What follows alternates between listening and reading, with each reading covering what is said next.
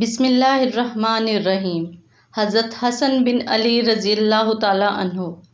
آپ کا نام حسن، ابو محمد کنیت، سید لقب اور والد کا نام حضرت علی کرم اللہ وجہہ تھا۔ آپ کے نانا حضور صلی اللہ علیہ وآلہ وسلم آپ کو بہت پیار فرماتے اور کندھوں پر اٹھا کر گھماتے تھے۔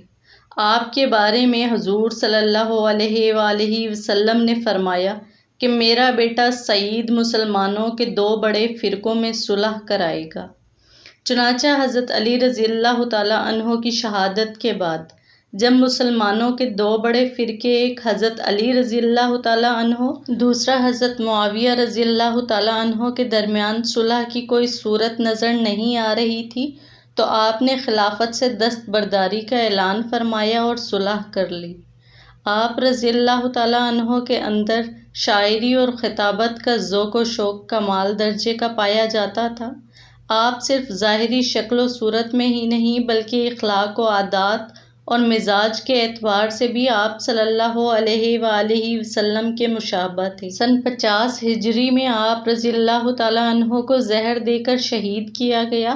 اس وقت آپ کی عمر مبارک 47 سال تھی۔ حضرت حبیرہ رحمہ اللہ کہتے ہیں جب حضرت علی رضی اللہ تعالیٰ عنہ کا انتقال ہو گیا تو حضرت حسن رضی اللہ تعالیٰ عنہ ممبر پر تشریف لائے اور لوگوں سے بیان کیا، اے لوگو، آج رات ایسی ہستی دنیا سے اٹھا لی گئی ہے جن سے پہلے لوگ آگے نہیں جا سکے اور جنہیں پچھلے لوگ پا نہیں سکیں گے۔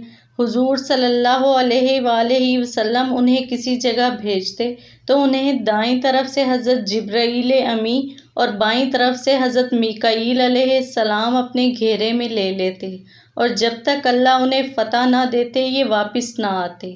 یہ صرف 700 درہم چھوڑ کر گئے ہیں، آپ اس سے ایک خادم خریدنا چاہتے تھے۔ آج 27 رمضان کی رات میں ان کی روح قبض کی گئی ہے۔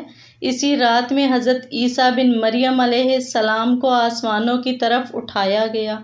اسی رات میں قرآن پاک نازل ہوا اور اسی رات میں حضرت موسیٰ علیہ السلام کے خادم حضرت یوشع بن نون علیہ السلام کو شہید کیا گیا اور اسی میں بنی اسرائیل کی توبہ قبول کی گئی۔ ایک روایت میں ہے کہ حضرت حسن رضی اللہ تعالیٰ عنہ نے فرمایا، میں نبوی گھرانے میں سے ہوں۔ حضرت جبرائیل امی آسمان سے اتر کر ہمارے پاس آیا کرتے تھے اور ہمارے پاس سے اوپر جایا کرتے تھے۔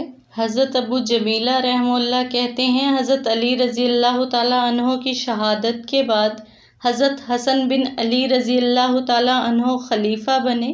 ایک مرتبہ وہ لوگوں کو نماز پڑھا رہے تھے کہ اتنے میں ایک آدمی نے آگے بڑھ کر ان کی سرین پر خنجر مارا، جس سے وہ زخمی ہو گئے اور چند ماہ بیمار رہے۔